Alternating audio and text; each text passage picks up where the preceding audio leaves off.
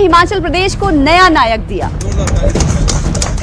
एक ऐसा नायक जो विरोधियों से ज्यादा अपनों के वार से बार बार घायल होता था, लेकिन हर बार वीर योद्धा की तरह डटा रहा।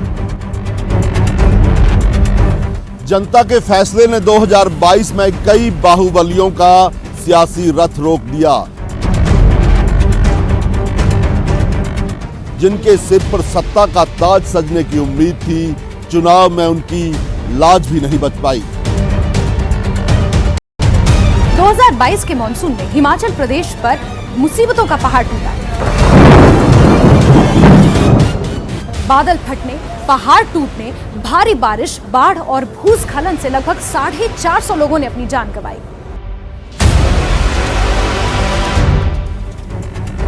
देश के पहले वोटर मास्टर श्याम शरण नेगी की जिंदगी के आखिरी साल के तौर पर याद किया जाएगा साल 2022।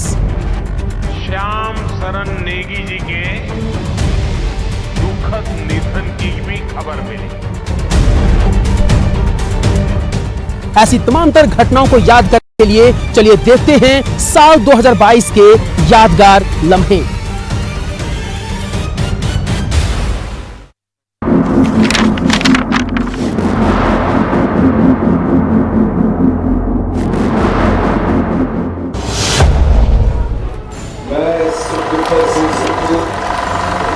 शपथ लेता हूँ। मैं हिमाचल प्रदेश के राज्य के मुख्यमंत्री के रूप में सभी प्रकार के लोगों के प्रति संविधान और विधि के अनुसार न्याय करूँगा।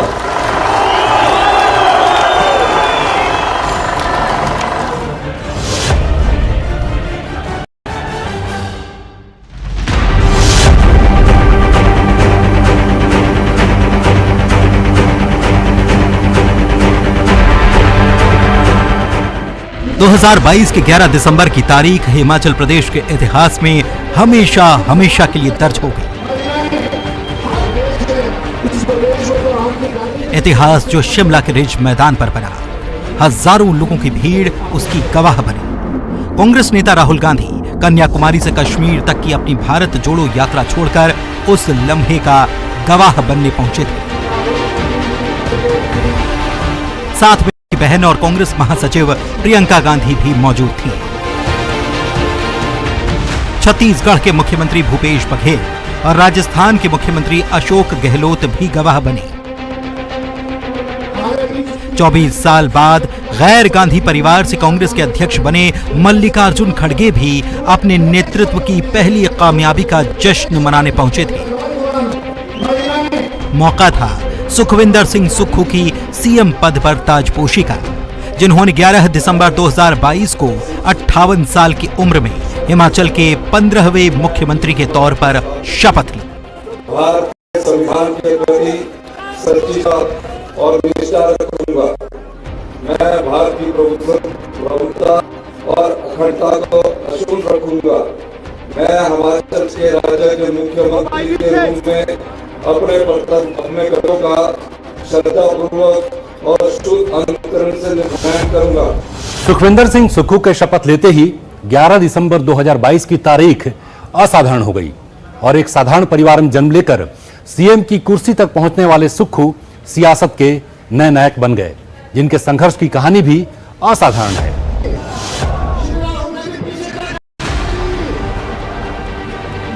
शपथ से पहले मंच पर भी सुखविंदर सिंह सुक्खू का अंदाज उनकी साधारण और पारिवारिक शख्सियत का परिचय करा गया, जब वो खुद अपनी बुजुर्ग मां संसारू देवी को लेकर राहुल और प्रियंका गांधी से मिलाने पहुंचे और मुलाकात के बाद वो मां को वापस उनकी जगह पर ले जा रहे थे, लेकिन राहुल ने इस बेटे की मां के लिए मंच पर ही जगह बनवा दी।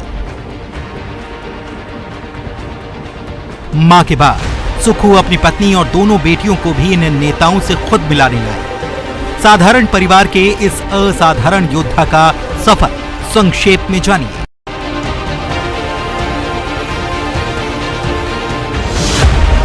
26 मार्च 1964 को नादौन के सीरा गांव में जन्म हुआ। पिता रसील सिंह एचआरटीसी में बस ड्राइवर थे।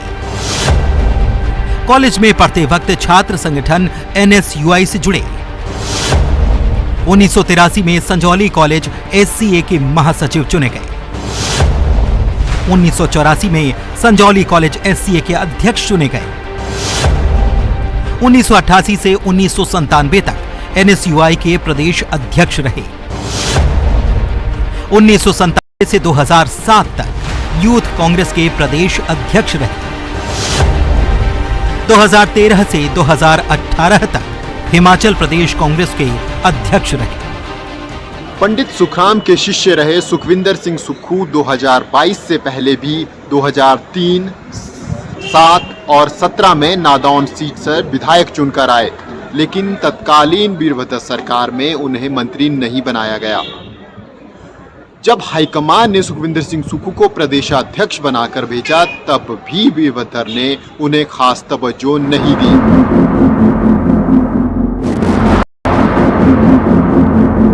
लेकिन वक्त बदला। वीरभद्र सिंह की पत्नी प्रतिभा सिंह प्रदेश अध्यक्ष बनी और सुखविंदर सिंह सुक्खू उन्हें ही रेस में पछाड़कर सीएम बन गए। लेकिन न तो अपना स्वभाव बदला और न ही बदले वाली सोच दिखाई, बल्कि हर मंच पर प्रतिभा सिंह के सामने ये कहते हुए नतमस्तक दिखाई देते हैं कि मैं पार्टी का कार्यकर्ता हूं और आप अध्यक्ष। मैं मुख्यमंत्री बाद में हूँ, पहले मैं प्रदेश कांग्रेस कमेटी के जो हमारी अध्यक्षा श्रीमती प्रतिभा सिंह जी, उनका एक सक्रिय सदस्य हूं, जो कि मैं आपके आगे बताता हूं। अब तक सामने आई सीएम सुक्खू की शख्सियत की वजह से कुछ लोग उन्हें सियासत का रियल हीरो मानने लगे हैं, तो कुछ लोग संघर्षों की भट्टी से निकला एक जननायक।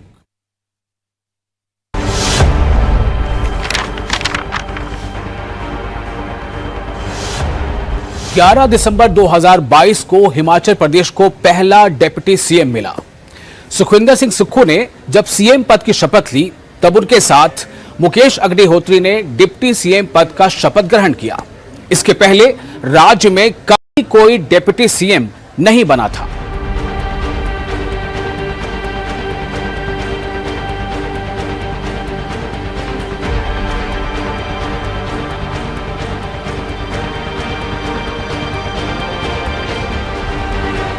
ना ही मुकेश अग्निहोत्री ने यह सोचा होगा, ना ही किसी और ने। लेकिन चुनावी जीत के बाद कांग्रेस के अंदरूनी समीकरण ही ऐसे हो गए कि सत्ता का संतुलन बनाने के लिए पार्टी को राज्य में पहली बार एक डिप्टी सीएम बनाना पड़ा। सीएम सुक्खू नादौन से 5 बार लड़कर 2022 में चौथी बार विधायक बने, तो मुकेश अग्निहोत्री ऊना की हरोली सीट से लगातार 5वीं बार चुनाव जीते। सुक्खू 2022 के चुनाव में कांग्रेस की चुनाव प्रचार कमेटी के चेयरमैन थे, तो अग्निहोत्री 2017 से ही बतौर नेता प्रतिपक्ष सदन से सड़क तक विपक्ष की सबसे दमदार आवाज बने। इतना ही नहीं, उनके पास पूर्व में मंत्री रहने का अनुभव था, जो सुक्खू के पास नहीं था, जिससे वो कांग्रेस की जीत के बाद स्वाभाविक रूप से सीएम के सबसे बड़े दावेदार थे। सियासत संभावनाओं का खेल है, जिसमें सुखविंदर सिंह सुक्खू ने बाजी मार ली, लेकिन अग्निहोत्री को फिट करने के लिए कांग्रेस को डिप्टी सीएम का फॉर्मूला अपनाना पड़ा। अग्निहोत्री ने भी इस फॉर्मूले को न केवल सहर्ष स्वीकार किया, बल्कि वो इस फॉर्मूले के तहत बनी जोड़ी को हिट जोड़ी कहते हुए भी सुनाई दिए। इसको जोड़ी नंबर 1 मिल गई है, अब दोनों एक साथ जोड़ी। बिल्कुल, ये जोड़ी जो है, सरकार बनेगी भी, सरकार चलेगी भी, सरकार दौड़ेगी भी, और कोई परिंदा भी कोई चोंच नहीं मार सकेगा इस सरकार पे। बीते 20 दिन में इस दावे की हकीकत भी दिखाई देने लगी है। सीएम कोरोना के चलते 19 दिसंबर से दिल्ली में क्वारंटीन हुए, तो उनके मजबूत डिप्टी की तरह अग्निहोत्री ने सत्ता की कमान कसकर थामे रखी। मुकेश अग्निहोत्री का 9 अक्टूबर 1962 को पंजाब के संगरूर में जन्म हुआ था। मुकेश अग्निहोत्री की प्रारंभिक शिक्षा ऊना जिले में हुई। गणित में एमएससी और पब्लिक रिलेशन में पीजी डिप्लोमा तक पढ़ाई की। ऊना, शिमला और दिल्ली में करीब 20 साल तक पत्रकारिता की। पिता पंडित ओंकार चंद शर्मा ऊना में कांग्रेस के बड़े नेता थे। 1998 में पिता संतोषगढ़ सीट से विधानसभा का चुनाव हार गए। 2003 में उसी सीट से वीरभद्र सिंह ने अग्निहोत्री को टिकट दिलाया। 2003 से ही लगातार चुनाव जीत रहे हैं मुकेश अग्निहोत्री। 2012 और 2017 में वीरभद्र सरकार में उद्योग मंत्री भी रहे। संसदीय कार्य, सूचना, जनसंपर्क और श्रम विभाग के भी मंत्री रहे।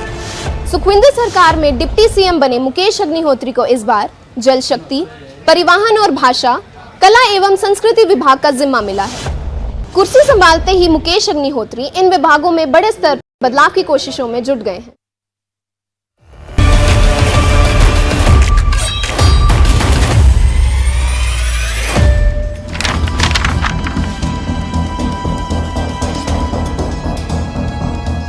आठ दिसंबर 2022 की तारीख का इंतजार तो 26 दिन पहले 12 नवंबर से ही बहुत बेसब्री के साथ किया जा रहा था। बीजेपी ने विधानसभा चुनाव में रिवाज बदलने का नारा दिया था।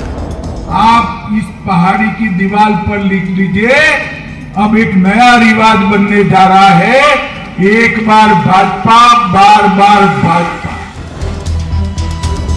ये मोदी और गृह मंत्री अमित शाह अपनी रैलियों में पूरे आत्मविश्वास से ये दावा करते थे कि हिमाचल की जनता इस बार 5 साल में सत्ता बदलने का 37 साल पुराना रिवाज तोड़ देगी, क्योंकि डबल इंजन सरकार यानी कि केंद्र और राज्य में बीजेपी की सत्ता का हिमाचल प्रदेश की जनता को बहुत फायदा होगा। लेकिन वो 8 दिसंबर को हवा हो गई, क्योंकि जनता ने रिवाज नहीं राज बदल डाला। कांग्रेस को 68 में से 40 सीटें मिली, बीजेपी 25 सीटों पर सिमट गई, 3 सीटों पर निर्दलीय उम्मीदवार जीते। 2022 के विधानसभा चुनावों ने भाजपा और कांग्रेस के कई महारथियों का सियासी रथ ही रोक दिया। अब क्या पता भविष्य में ये महारथी कभी चुनावी समर में नजर आएंगे भी या नहीं। 1977 से 2022 के चुनाव तक 8 बार विधायक रहे कौल सिंह ठाकुर ने 23 नवंबर को 77वां जन्मदिन मनाया था, लेकिन 8 दिसंबर को आए नतीजों ने उन्हें 9वीं बार विधानसभा पहुंचने से रोक दिया। डलहौजी से कांग्रेस की उम्मीदवार आशा कुमारी 7वीं बार विधानसभा में पहुंचना चाहती थी, लेकिन नतीजों ने उनका रथ भी रोक दिया। भरमौर सीट से 75 साल की उम्र में कांग्रेसी दिग्गज ठाकुर सिंह भरमौरी भी लगातार दूसरी बार हार कर किनारे। वहीं श्री नैनाजी विधानसभा सीट से कांग्रेस के एक और दिग्गज रामलाल ठाकुर की हार से उनके सियासी सफर पर भी ब्रेक लग गया। 2022 इन चारों के लिए अच्छा नहीं रहा, क्योंकि नतीजों से पहले इनका नाम सीएम की रेस में चल रहा था। कांग्रेस के इन 4 नेताओं के साथ 2022 के नतीजों से बीजेपी के भी कई नेताओं का सियासी भविष्य अंत की ओर अग्रसर दिखाई देने लगा है। बड़ी बात यह है कि सत्ता में रहते जयराम कैबिनेट से 11 में से 8 मंत्री चुनाव हार गए। मंत्री रहे सुरेश भारद्वाज, कसुमटी सीट से डॉक्टर राजीव सैजल, कसौली सीट से राकेश पठानिया, फतेहपुर सीट से सरवीण चौधरी, शाहपुर सीट से वीरेंद्र कंवर, कुटलैहड़ सीट से रामलाल मारकंडा, लाहौल स्पीति से गोविंद सिंह ठाकुर, मनाली सीट से और राजेंद्र गर्ग घुमारवी से चुनाव हार गए। बीजेपी ने मंत्री महेंद्र ठाकुर को पहले ही विदाई देकर उनके बेटे रजत ठाकुर को मैदान में उतारा था, लेकिन न तो धर्मपुर में पिता का नाम बेटे के काम आया, न ही हमीरपुर संसदीय क्षेत्र में पिता प्रेम कुमार धूमल और पुत्र अनुराग ठाकुर का जलवा दिखा, जहां की 17 में से 12 सीटों पर बीजेपी को धूल चटाकर जनता ने 2022 का चुनाव कांग्रेस के नाम कर दिया।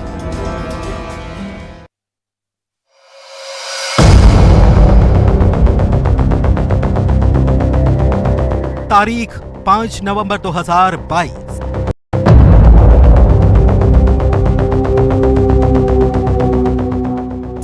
अंतिम संस्कार की इन तस्वीरों के साथ 5 नवंबर 2022 की तारीख हिमाचल प्रदेश और देश के इतिहास में हमेशा हमेशा के लिए दर्ज हो गई। किन्नौर के शोंगथोंग में सतलज नदी के किनारे राजकीय सम्मान के साथ देश के पहले वोटर का अंतिम संस्कार हुआ, जिन्हें लिविंग लेजेंड कहा जाता है। हम बात कर रहे हैं मास्टर श्याम शरण नेगी की, जिन्होंने 106 साल की उम्र 5 नवंबर 2022 को दुनिया को अलविदा कहा। मास्टर श्याम सरन नेगी किन्नौर जिले के कालपा गांव के रहने वाले थे। देश में आजादी के बाद पहली बार फरवरी 1952 में चुनाव हुआ, लेकिन सभी पर्वतीय क्षेत्रों में भारी बर्फबारी के चलते वोटिंग फरवरी 1951 में ही करवा दी गई। उस दौरान भी अपनी पहली वोटिंग में श्याम सरन नेगी औरों के मुकाबले आधा घंटा जल्दी पहुंचे, अपना वोट डाला और फिर अपनी चुनावी ड्यूटी पर वापस लौट गए। और तब से लेकर मृत्यु को 3 दिन तक पहले श्याम सरन नेगी वोट देने की अपनी ड्यूटी से कभी नहीं चूके। शरीर बूढ़ा हो गया तो दूसरों का सहारा लेकर वोट डालने गए। कल्पा मतदान केंद्र पर उनके मतदान के लिए चुनाव आयोग खास इंतजाम करता था। बूथ पर रेड कारपेट बिछाया जाता था। आयोग के बड़े अधिकारी स्वागत में फूल माला लेकर खड़े रहते थे। बूथ पर चाय पानी का इंतजाम होता था। 2019 में चुनाव आयोग ने उन्हें ब्रांड एम्बेसडर भी बनाया था।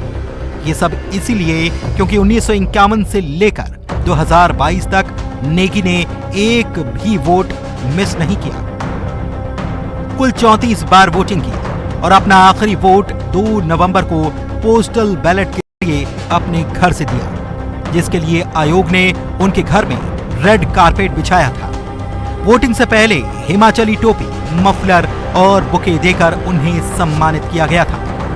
2022 के विधानसभा चुनाव में चुनाव आयोग की तरफ से बुजुर्ग मतदाताओं के लिए घर पर ही मतदान करने का निर्णय लिया गया था। जब इस बारे में श्याम सरन नेगी को पता चला तो उन्होंने घर से मतदान करने का साफ इनकार करते हुए मतदान केंद्र पर जाकर मतदान करने का निर्णय लिया था। 2022 के चुनाव में आयोग ने पहली बार बुजुर्ग वोटर्स के लिए घर से ही मतदान का इंतजाम किया था। इसका पता चलने पर श्याम सरन नेगी ने घर से वोटिंग के लिए फॉर्म भरने से मना कर दिया था, लेकिन सेहत बिगड़ने पर आखिर समय में वो इसके लिए राजी हुए थे और अपने आखिरी वोटिंग के 3 दिन बाद ही दुनिया को अलविदा कहकर चले गए। स्वतंत्र भारत के पहले मतदाता और कल्पा किन्नौर के रहने वाले श्याम सरन नेगी जी के दुखद निधन की भी खबर मिली। 106 वर्षीय नेगी ने अपने जीवन में 30 से ज्यादा बार मतदान किया था।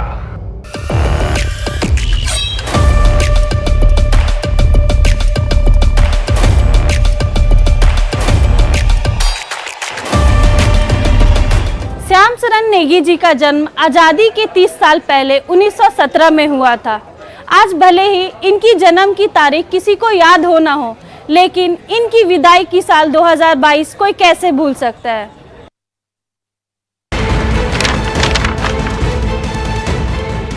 सत्रह अगस्त 2022 की तारीख किसी को याद रहे या ना रहे, पूर्व मुख्यमंत्री जयराम ठाकुर ये तारीख कभी भी भुला नहीं पाएंगे, क्योंकि इस दिन लिया गया एक बहुत बड़ा फैसला रातों रात बदल गया। 17 अगस्त को जयराम सरकार ने हिमाचल प्रदेश लोक सेवा आयोग की सदस्य डॉक्टर रचना गुप्ता को आयोग के अध्यक्ष बनाने की अधिसूचना जारी की। उनके साथ राकेश शर्मा, कर्नल RK शर्मा और प्रोफेसर ओम प्रकाश शर्मा को HPPSC का सदस्य नियुक्त करने की अधिसूचना भी जारी हुई थी। 18 अगस्त को सुबह 8:30 बजे राजभवन में उनके शपथ ग्रहण समारोह का ऐलान भी हो चुका था, लेकिन रातों रात ये फैसला बदल गया। कारण पता किया तो बताया गया कि HPPSC के सदस्य डॉक्टर रचना गुप्ता ने आयोग का अध्यक्ष बनने से खुद मना कर दिया, लेकिन ये बात किसी को हजम नहीं हुई और CM जयराम ठाकुर विपक्ष के निशाने पर आ गए। कांग्रेस नेता विक्रमादित्य सिंह जयराम ठाकुर पर बड़ा हमला बोलते हुए उन्हें पलटू राम तक कह डाला। आरोप ये भी लगे कि बीजेपी के आला कमान के दबाव में सरकार ने रातों रात फैसला बदला। जयराम सरकार में 14 जुलाई 2022 की तारीख को न्यूज 18 के खुलासे के लिए याद किया जाएगा। न्यूज 18 के खुलासे के बाद रातों रात सरकार को मुख्य सचिव पद से राम सुभद्र सिंह को हटाना पड़ा और उनकी जगह RD धीमान को राज्य का मुख्य सचिव बनाया गया। असल में भ्रष्टाचार की एक शिकायत पर PMO ने राम सुभाग सिंह के खिलाफ सीएमओ को एक चिट्ठी लिखी थी, लेकिन उस चिट्ठी को करीब 6 महीने तक दबा कर रखा गया। लेकिन न्यूज 18 की करीब 1.5 महीने की पड़ताल के बाद खुलासा हुआ, जिसके बाद हड़कंप मच गया और प्रदेश सरकार को राम सुभाग सिंह को हटाकर आरडी धीमान को मुख्य सचिव बनाना पड़ा।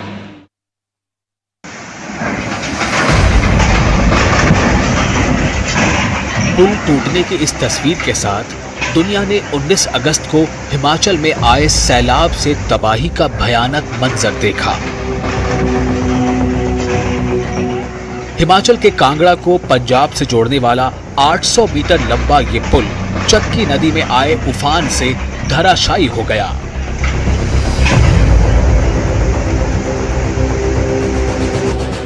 2022 में बाढ़, बारिश और भूस्खलन से तबाही की और तस्वीरें देखने को मिली।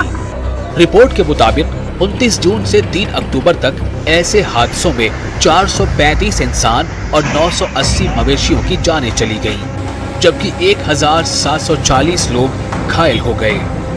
250 से ज्यादा घर जमींदोज हो गए। कुल मिलाकर 2259 करोड़ से ज्यादा का नुकसान हुआ। लेकिन हिमाचल वालों ने विध्वंस के बाद अपनी हिम्मत और हौसले से सृजन की नई कहानियां लिखी। विध्वंस और सृजन की ऐसी कई घटनाओं के लिए याद किया जाएगा 2022, जिसे हम कभी नहीं भुला पाएंगे।